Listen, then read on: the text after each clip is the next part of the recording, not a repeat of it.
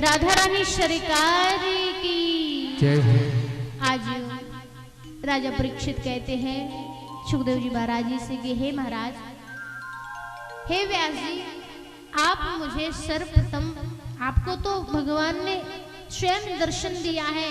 आज जो है जिस भगवत भक्ति के लिए इस पृथ्वी लोक पर आपको जो है भेजा गया है, तो उस भगवत भक्ति का स्वरूप कैसा है, भगवान का स्वरूप कैसा है, और भगवान किस अवतार में आकर दर्शन देते हैं, और भगवान के गुण क्या है, भगवान कौन सा कार्य करते हैं, भगवान के विषय में आप मुझे बड़े विस्तार से बताइए।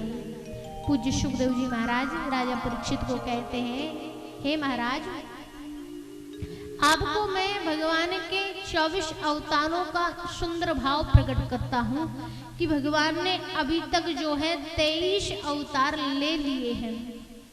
भगवान ने क्या है 23 अवतार ले लिए हैं कि जब सृष्टि की रचना हुई, और आज जो है वेद जाकर भगवान को जागृत कराते हैं, भगवान को क्या है जगाते हैं कि प्रभु उठिए, समय आ चुका है कि अब सृष्टि की रचना हो। तो जब भगवान ने सृष्टि की रचना करना प्रारंभ किया, तो उस समय भगवान ने जो है अभी तक के समय में 23 अवतार ले लिए हैं। पहले अवतार में जो है शनकादियों के रूप में भगवान ने अवतार लिया। सनक, सनंदन, सनातन और सनत कुमार, ये 4 शनकादि हुए जो जन्म लेकर के ही, अवतार लेकर के ही वन में भगवान के चिंतन को चले गए। दूसरे अवतार में भगवान 12 प्रकट हुए, जो अर्थात में डूबी पृथ्वी को अपनी डाढ़ों पर लेकर के आए हुए थे और पृथ्वी की स्थापना की थी। तीसरे अवतार में नारद जी हुए, जो सबको नारायण नाम की भक्ति का ज्ञान बांटने में माहिर हुए। चौथे अवतार में जो है नर नारायण प्रकट हुए, और नर नारायण की मूर्ति को जो है आज विश्व में जो है पूजा जाता है। इसके बाद में जो है 5वें अवतार में कपिल देव जी हुए, जो अमृत के घट बनाने में माहिर हुए। इसके उपरांत भगवान ने दत्तात्रेय अवतार लिया, मां अंसुया के जो है आश्रम में आकर। उसके उपरांत जो है भगवान ने यज्ञ अवतार लिया। फिर उसके उपरांत जो है भगवान ऋषभ अवतार लिया, जिन्होंने जैन धर्म की स्थापना की। और इसके बाद जो है भगवान ने आदिराज पृथु का अवतार लिया। इसके भगवान ने मत्स्य मछली का अवतार लिया, और इसके बाद जो है भगवान ने कच्छप अवतार लिया। फिर भगवान ने धन्वंतरी अवतार लिया, भगवान मोहिनी अवतार में भी आए, भगवान ने नरसिंह अवतार लिया, भगवान 52 अवतार धारण करके आए। इसके उपरांत जो है भगवान श्री हरि विष्णु के रूप में आए। इसके उपरांत जो है भगवान परशुराम जी के रूप में अवतार लेकर आए। और महाराज भगवान परशुराम जी के बाद जो है वेद व्यास जी के रूप में अवतार लेकर आए। और आगे चलकर जो है भगवान श्री रामचंद्र सरकार मर्यादा पुरुषोत्तम श्री आज रामचंद्र सरकार के रूप में आए त्रेता के युग में। इसके उपरांत जो है बलराम के, बलदाऊ जी के रूप में प्रभु ने अवतार लिया। इसके उपरांत जो है भगवान ने श्री कृष्ण अवतार लिया, और कृष्ण अवतार के उपरांत भगवान ने हंस अवतार लिया। और उसके उपरांत जो है भगवान ने श्री बुद्ध अवतार लिया। और आखिरी अंतिम कलिकी अवतार जो आगे चलकर कलयुग के अंतिम चरण में भगवान अवतार लेंगे। अभी तक जो है केवल राजा परीक्षित भगवान ने जो है 23 अवतार ही लिए हैं। आगे चलकर जब अधर्म में अधिक से अधिक बढ़ जाएगा, पुण्य पाप जो है अंतर में इतना होगा कि पुण्य मात्र ये समझिए कि बूंद है, एक जल की बूंद है, और एक धारा के समान जो है पाप इस पृथ्वी पर बह रहा है। तब जो है कल की अवतार प्रभु धारण करेंगे और कलयुग का नाश करके जो है प्रलय होगी और प्रलय होकर पुनः सृष्टि का निर्माण होगा। यहाँ तक जो है अभी भगवान ने जो है रूपों के द्वारा, अवतारों के द्वारा 23 अवतार ही धारण किए हैं। अब बात कही जाए कि अभी तक तो भगवान के रूपों के नाम, अवतारों के नाम ही पता है, लेकिन अब बात आती है कि आपने प्रश्न किया कि भगवान के काम क्या है, भगवान बैठे बैठे करते क्या है। तो आपको बता दें कि भगवान के 3 कर्म हैं। सृष्टि की रचना करना अर्थात सृष्टि की उत्पत्ति करना, फिर उसका पालन करना और फिर उसका संहार करना। और ये तीनों कार्य जो है ब्रह्मा विष्णु महेश तीनों के लिए बराबर हिस्सों में बांटे गए हैं। भगवान सृष्टि की रचना तो कर देते हैं, लेकिन उस रचना का कार्य ब्रह्मा जी को सौंपा गया कि ब्रह्मा जी सृष्टि की रचना करेंगे। उसका पालन करने का दायित्व भगवान श्री हरि ने स्वयं ले रखा है कि इस सृष्टि का पालन मैं स्वयं करूंगा। और इसके संहार के लिए जो है भगवान भोलेनाथ को जो है इसका दायित्व सौंपा गया है। तो भगवान के कार्य क्या है? विश्व की उत्पत्ति करना, उसका पालन करना, उसका संहार करना। और जहां तक भगवान के गुणों की बात है तो आपको बता दें कि भगवान क्या है? दया निधान है, दया के सागर हैं। तो भगवान के गुणों में तो ऐश्वर्य, श्री अर्थात लक्ष्मी, धर्म, यश, सुख, ज्ञान, वैराग्य, ये सभी इनके गुणों के अंतर्गत आते हैं। तो हे महाराज, आपके जितने भी प्रश्न थे, आपने जो प्रश्न किए कि भगवान के स्वरूप क्या है, भगवान के अवतार क्या है, भगवान क्या कार्य करते हैं, भगवान के गुण क्या हैं, आपको बता दिए हैं। लेकिन अब मैं आपको बताता हूं कि सृष्टि की रचना कैसे हुई।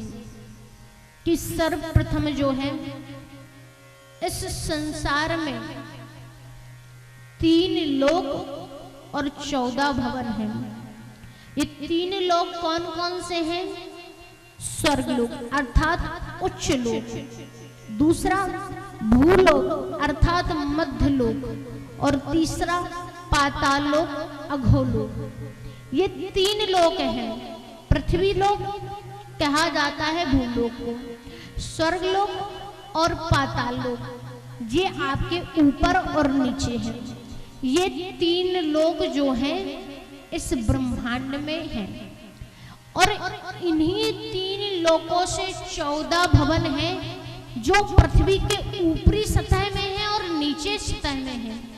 कि ऊपरी सतह में जो है सत, तप, जन, मह, ध्रुव, गौ, स्वर्ग, सिद्ध, ये 7 लोक ऊपर की ओर हैं। और नीचे के जो लोक हैं अतल, वितल, सुतल, तलातल, महातल, रसातल और पाताल, ये नीचे हैं। और इन्हीं 3 लोक 14 वनों से जो है आज सभी वेद मिलकर जो है भगवान नारायण को उठाते हैं, जागृत कराते हैं। वेदों के मंत्रों की ध्वनि जो है भगवान नारायण के कानों तक पहुंचाते हैं। सभी वेद मिलकर जो है आज भगवान को घोर निद्रा से जगा रहे हैं कि प्रभु अब समय आ चुका है, उठिए और उठ कर के जो है इस संसार की सृष्टि की रचना कीजिए। वेद जो है युग वेद, यजुर्वेद, साम वेद आज भगवान को उठा रहे हैं। उठा करके जब भगवान के नेत्र खुलते हैं तो भगवान देखते हैं कि इस पूरे ब्रह्मांड में उनके अलावा कोई है ही नहीं। और आपको एक बात बता देना कि जिनकी रचना भगवान ने की हो उनके बारे में तो सबको पता है, लेकिन वेद एक ऐसे ग्रंथ हैं, ऐसे शास्त्र हैं जिनकी रचना जो है, वेदों की रचना कभी किसी ने की नहीं है। वेदों की रचना जो है उन्होंने स्वयं ही की है। वेद स्वयं ही प्रगटे हैं। जब इस भूलोक में, भवलोक में, सुतल लोक में, अतल वितल लोक में कोई कहीं नहीं था, तो इस पूरे ब्रह्मांड में मात्र वेद ही थे जिन्होंने जो है भगवान को उठाया, भगवान को जागृत कराया निद्रा से कि प्रभु उठो, समय आ गया है कि अब सृष्टि की रचना हो। भगवान ने देखा आसपास चारों ओर कोई है ही नहीं पूरे ब्रह्मांड में। भगवान चिंतन करने लगे। चिंतन करते करते जो है उनकी नाभि से एक कमल उत्पन्न हुआ और उस कमल से ब्रह्मा जी उत्पन्न हुए। ब्रह्मा जी ने जब अपने नेत्रों को खोला तो देखा आसपास कोई नहीं है। दूर दूर तक मात्र जो है एक नारायण नाम का उच्चारण सुनाई दे रहा था। उस नारायण नारायण का चिंतन ब्रह्मा जी करने लगे। फिर उसके बाद जो है आज भगवान ने नारायण ने दर्शन दिए। प्रथम पुरुष अवतार में विष्णु जी ने अवतार लिया और द्वितीय पुरुष अवतार में ब्रह्मा जी ने जो है अवतार लिया। भगवान की नाभि से कमल उत्पन्न हुआ। ब्रह्मा जी को भगवान ने कहा कि जाओ सृष्टि की रचना करो। भगवान ने सृष्टि की रचना करने का जब चिंतन किया तो सर्वप्रथम मन से विचार किया। जब मन से विचार करना प्रारंभ किया तो ब्रह्मा जी के मन से जो है शनकादि ऋषिवर अवतार लिए। शनकादि ऋषिवरों से कहा कि जाओ पुत्र जाकर के सृष्टि की रचना का काम करो। बोले हम काहे की सृष्टि की रचना करें? अरे हमारा जन्म तो भगवत भक्ति के लिए हुआ है। हम तो भगवान का जप तप पाठ पूजा करने के लिए आए हैं। हम कोई सृष्टि की रचना थोड़ी करेंगे। और शनकादि ऋषिवर पिता से इतना कहकर चले जाते हैं। अब ब्रह्मा जी को क्रोध आने लगा। जब क्रोध आया तो रौद्र अवतार में भगवान भोलेनाथ प्रकट हुए। भगवान भोलेनाथ जी से कहा कि जाओ पुत्र सृष्टि की रचना करो। भगवान भोलेनाथ से जब कहा गया पिता की आज्ञा का पालन करते हुए, लेकिन भोले बाबा का कोई मन नहीं था कि वो सृष्टि की रचना में हाथ बटाएं। लेकिन फिर भी पिता ने आज्ञा दी है तो मानना तो पड़ेगा ना।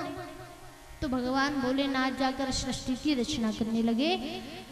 तो यहाँ ब्रह्मा जी ने विचार किया जाकर देखा जाए पुत्र ने कैसा काम किया है, कैसा काम चल रहा है, सब कुछ ठीक ठाक चल रहा है कि नहीं।